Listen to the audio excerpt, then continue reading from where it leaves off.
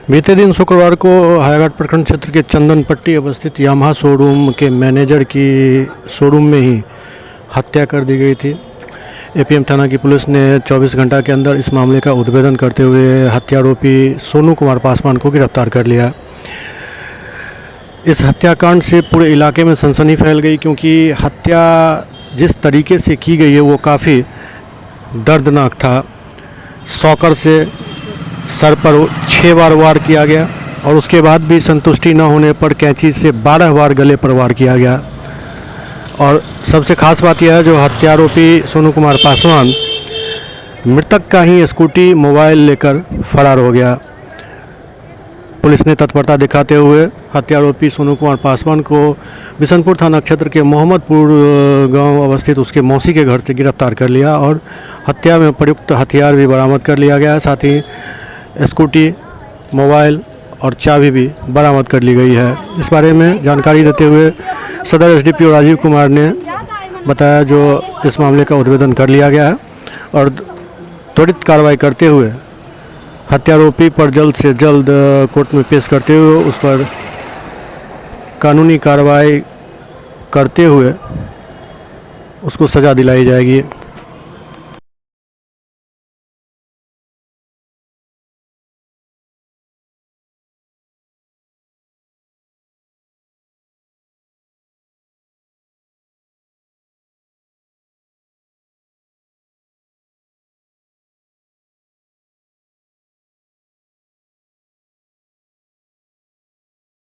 चाहिए single frame ले सकते हैं, सिंगल फ्रेम ले सकते हैं। तो अब मैं मोबाइल से करके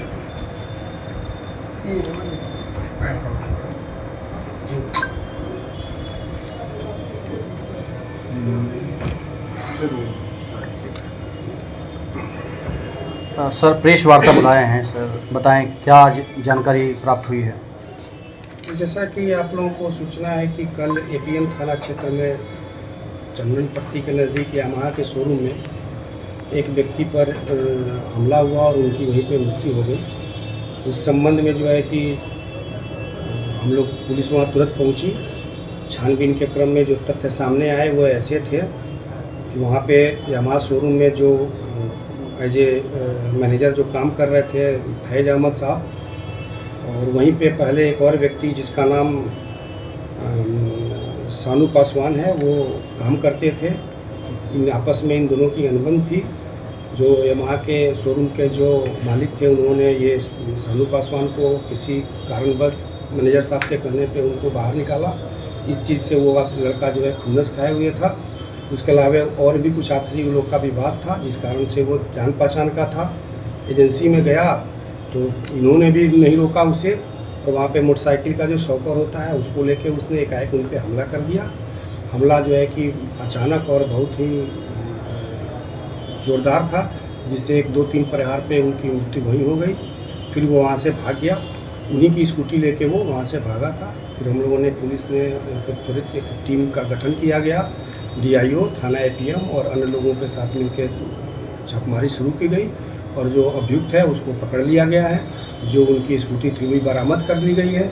जिस लोहे के रॉड और कैंची से उसने हमला किया था वो भी बरामद हो गया है और उसको जो अभियुक्त है उसको हम लोग न्यायिक हिरासत में भेज रहे हैं। कहाँ से बरामद किया गया है? घटनास्थल पे ही रॉड और कैंची वहीं था, वहीं पे उसने वार किया और वहीं पे छोड़ के उसको स्कूटी उनके लेके भाग गया था। स्कूटी और लड़के को हम लोगों ने, जो अपराधी है उनको हम लोगों ने उनके घर के पास से हम लोगों ने पकड़ा। फिर उसके निशानदेही के आधार पर स्कूटी हम लोगों ने बरामद किया और उन्होंने अपने स्वकृत की बयान में भी यही चीज़ बताया है कि आपसी विवाद में उनको खुन्नस था और वो समय का तलाश कर रहा था, मौके की तलाश कर रहा था।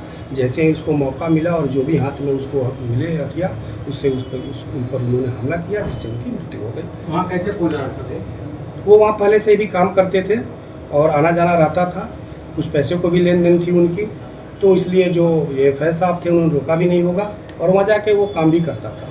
2-3 महीने पहले वहाँ से हटा था, बीच बीच में आते जाते रहता। सर घटना के दिन जो कातिल है सोनू पासवान, वो कितने घंटे से वहाँ रेकी कर रहा था या वहाँ बैठा था या कितने घंटे से थे वहाँ? कोई रेकी की बात ऐसी नहीं है, वो आते जाते रहते थे। एक और वहाँ पे जो मैकेनिक है उसने बताया कि वो 1 घंटा पहले से वहाँ गया था और कुछ काम कर रहा था। फिर उसने मोटरसाइकिल शॉकर जो पुराने थे उसकी कुछ मांग की कि अगर ये आप हमको दे दें, तो इन्होंने मना कर दिया।